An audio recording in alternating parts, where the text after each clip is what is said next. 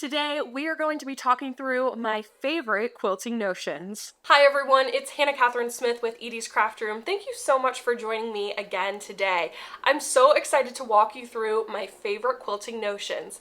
Now, some of these may be new to you, some of them may be tried and true, but I can almost guarantee you that the last one I cover is one you probably haven't thought of before, and it is one of my absolute favorite notions I have in my kit. As I share my favorite quilting notions, I'd love it if you would share yours with me and the EADDY'S Craft Room community by leaving a comment below.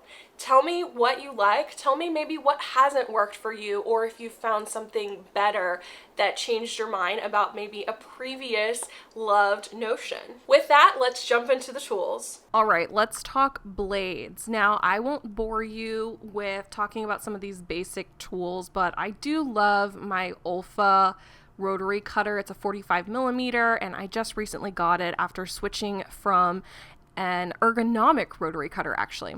I also have these scissors. These are from a brand I believe is called Ginger, Gingher, and they are fabric shears. They were a gift from a dear quilting friend I met through this wonderful YouTube community, and look at that cut. It is so crisp and precise and makes cutting fabric so easy. I love it for cutting yardage. These are the Sweet Snips from the Fat Quarter Shop, and they actually are amazing at cutting fabric, which is crazy. They're so tiny, but I generally use them for my cross stitch, for my English paper piecing, and then to trim any threads that I have. You can kind of see here how the tip of them curves just a little bit up, and that makes them wonderfully work for those threads that you have to trim, especially before sending off to a long armor or gifting your quilt to a friend. They come with this great case, and I have had no problems taking them on airplanes too, which is a great bonus. So love these two scissors. Next up, so many of you ask about this, but this is my rotating cutting mat from Martelli. I have had this for years, and I think it is one of my favorite notions. It's certainly not something that you need as a very beginner, but I have found it to be helpful. I can't imagine cutting fabric without it. Y'all know I don't like cutting big pieces of fabric, so I use my big mat to cut large pieces and then this rotating mat to cut small pieces. It's great because once you put the fabric down, you never have to move it, you just move the board. I also love my Creative Grids rulers. Y'all have heard me talk about those before, but again, those are a pretty commonly known notion and something that you really do need when you're starting out anyway. Definitely, my advice is to spring for the pricier Creative Grids. It's totally worth it in my opinion, without having to alter some of the cheaper options.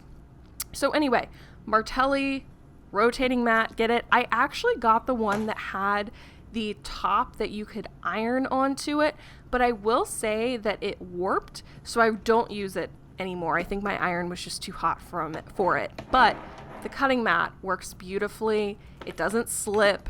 It's a little bit heavy, which I think gives it really great stability. This is so embarrassing, but this is the back of it. It's kind of felty, and so obviously it picks up every thread that is in its vicinity, but I love this mat. All right, this was actually bought because of a recommendation by so many of you. This is the Clover needle threader, and I'm trying to get you to be able to see it, which my hand made it worse, but you can see how big that hole is. So the way this works is you just put it through the eye of your needle, and it's easy because that metal piece is stiff. Pull your thread through, and then pull the needle through, and boom, your thread is in your needle, and you don't have to struggle with those tiny needle holes. I love it. One of the best tools that I have started using is this piece of tape, and it comes on a roll. We all know that a 1/4 inch seam is everything. So I put this on my sewing machine, and it really helps with accuracy, which we all know quilting and accuracy go hand in hand. I especially love it for half square triangles. I don't have to mark the backs of my squares, and that saves me a lot of time. I just follow the tip of the square down the center and I get a beautiful half square triangle, and I don't have to spend all that time marking sometimes hundreds of squares depending upon my project. Now you may be asking, what is so special about a seam ripper? Well, I used the seam ripper, the blue one on the bottom, for 20 years, I think, in my sewing career, and I was converted to the Clover seam ripper. So there's nothing wrong with the seam ripper. It works, it does its job, but this Clover seam ripper is amazing. It has a great grip, it has wonderful weight, and it is so sharp. So obviously you can seam rip that way, but I love how this just glides through those seams, and this is just really the best companion to have, because generally when you're reaching for your seam ripper, you're not feeling so great. You're pretty frustrated. So having a tool that makes that easier is definitely worth it, in my opinion.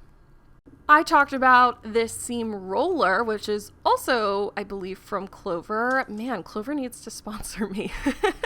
I promise you this video is not sponsored, but I just love it. I talked about how this has just been such a game changer for me. So I'm not always having to reach for or move to the iron.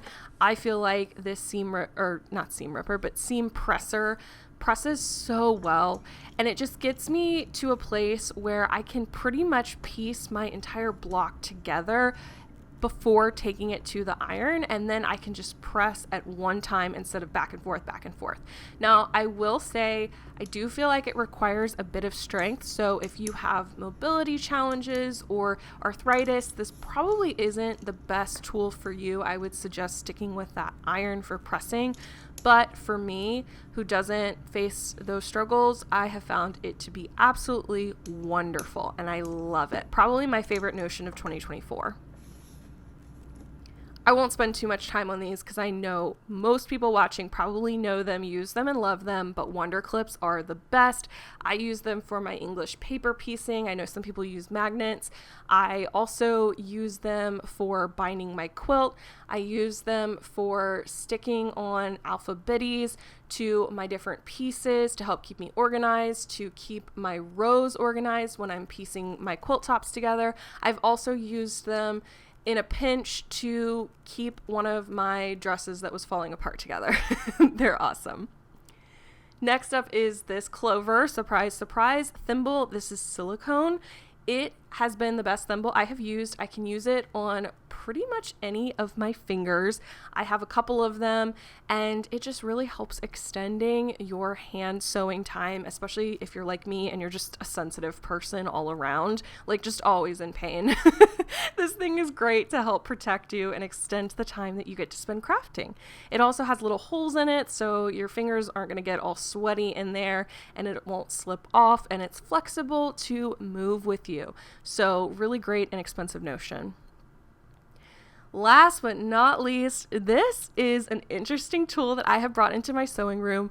This is a wrapping paper cutter. This is from Scotch, and gosh, this thing is probably 20 years old, but I love it. So the idea is that you're able to like run it through a piece of wrapping paper and not have to use scissors, but I have used it to cut threads, and it works beautifully, especially during chain piecing. So what do you think? I'd love to hear from you in the comments below about your favorite Notions, so maybe I can check out some of them in the future. As always, thank you so much for watching and spending some of your valuable time with me here in my craft room, and until next time, see you later. Happy crafting! Bye-bye.